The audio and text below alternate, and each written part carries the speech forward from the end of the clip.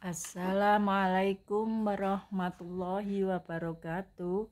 Selamat pagi siswa-siswi SMP Pancasila Krian yang berbahagia, yang sedang belajar di rumah. Kali ini kita ketemu lagi di pembelajaran secara daring bersama saya Ibu Lilik Sugiyati di materi pelajaran IPA dengan tema cahaya dan pemantulannya. Tujuan pembelajaran kita pada pertemuan hari ini adalah diharapkan setelah mempelajari pada bab ini siswa dapat 1. Menganalisis sifat-sifat cahaya.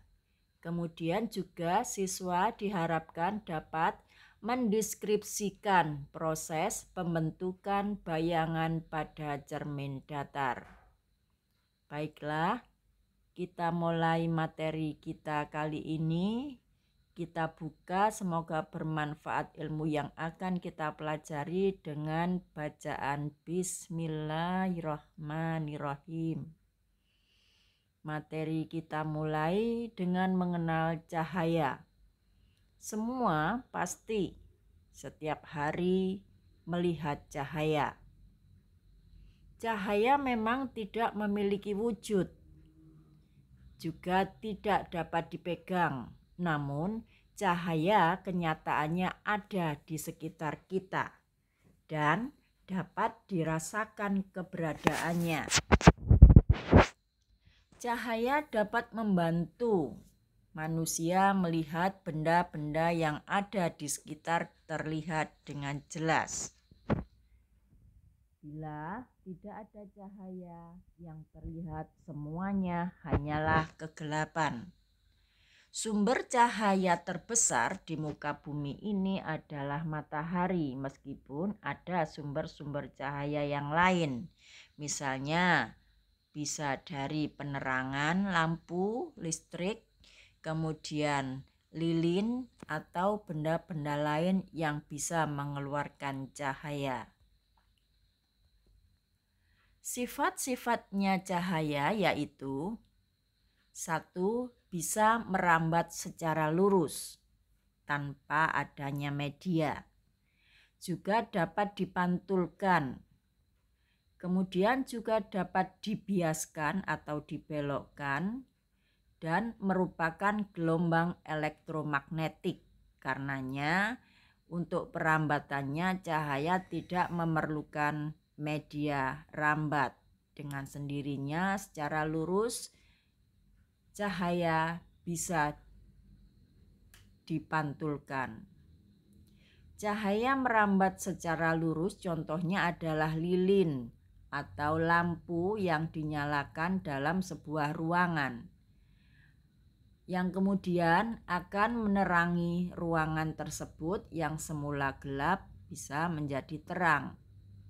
Pemantulan cahaya terjadi jika cahaya mengenai permukaan suatu benda atau bidang.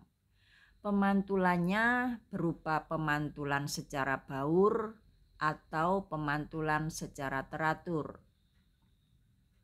Pemantulan baur pada cahaya bisa terjadi jika cahaya yang dipantulkan oleh bidang tidak merata, seperti cahaya yang mengenai aspal, tembok, batang kayu, dan sebagainya. Sedangkan pemantulan teratur terjadi jika cahaya yang dipantulkan oleh bidang datar seperti misalnya cermin datar atau permukaan air yang dalam keadaan tenang. Pada pemantulan baur dan pemantulan teratur, sudut pemantulan cahaya besarnya selalu sama dengan sudut datangnya cahaya. Berikut di sini ada gambar yang menunjukkan perbedaan antara pemantulan secara baur dan pemantulan secara teratur. di mana cahaya datang dan cahaya yang dipantulkan sudutnya selalu sama dan arahnya tidak lurus atau tidak searah terjadi pada pemantulan secara baur karena mengenai bidang yang tidak merata. Sebaliknya pada pemantulan secara teratur ini karena cahaya datang atau sinarnya yang datang mengenai permukaan benda yang datar sehingga bisa dipantulkan secara lurus dan teratur juga. Selanjutnya, proses pemantulan cahaya yang kali ini kita pelajari adalah pada cermin datar. Karena nanti selanjutnya akan ada kita pelajari pada permukaan cermin cekung maupun cembung. Proses pemantulan cahaya pada cermin datar ini tampak pada gambar. Penjelasannya, bila sinar datang atau tertulis SP1 atau sinar 1 jatuh pada cermin datar dengan sudut datang Q1. Kemudian sinar tersebut akan dipantulkan. Perhatikan jalannya sinar 1.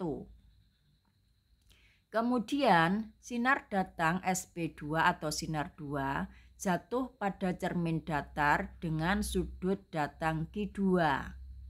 Kemudian sinar tersebut juga akan dipantulkan.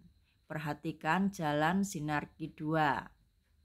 Perpanjangan sinar pantul 1 dan pantul 2 di belakang cermin dilukiskan dengan garis putus-putus dan berpotongan di titik S aksen. Jadi, letak bayangan di titik S adalah S aksen yang dibentuk dari perpotongan perpanjangan 2 sinar pantul. Sifat benda atau bayangan yang dibentuk oleh cermin datar bersifat maya atau semu karena bayangan yang terbentuk berada di belakang cermin. Kemudian ukurannya pasti sama besar dengan ukuran benda nyata. Dan tegak juga menghadap ke arah yang berlawanan terhadap cermin atau berkebalikan. Selain itu juga jarak benda terhadap cermin sama dengan jarak bayangan terhadap cermin. Berdasarkan pada sifat-sifat bayangan yang dibentuk oleh cermin datar tersebut, maka perbesaran bayangan bisa dirumuskan sebagai berikut. N atau jumlahnya bayangan sama dengan 360 derajat per alfa min M, di mana N adalah jumlahnya bayangan, alfa di sini sudut api cermin yang kadang-kadang juga ada yang menyimpulkannya selain tanda ini bisa X atau Q atau yang lainnya. Kemudian M ini sama dengan 1 jika 360 per sudut ini hasilnya genap dan M bisa sama dengan 0 jika 360 atau per sudut hasilnya sama dengan ganjil.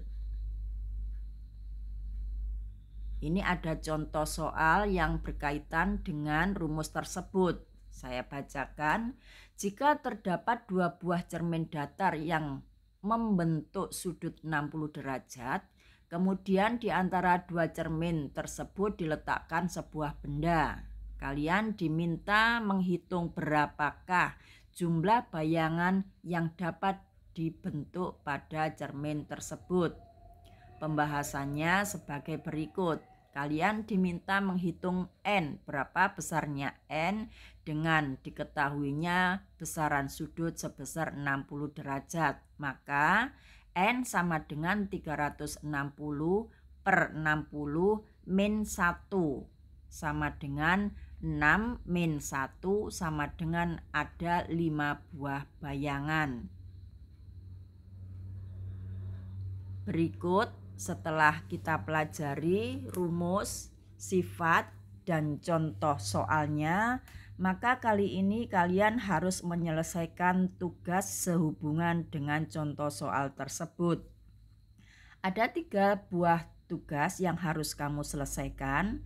Yang pertama, soalnya, sebuah benda terletak di depan 2 buah cermin datar yang membentuk sudut 60 derajat. Hitunglah jumlah bayangan yang terbentuk. Kemudian yang kedua, sebuah benda terletak di antara 2 cermin datar yang membentuk sudut 30 derajat. Maka hitunglah jumlah bayangan benda tersebut.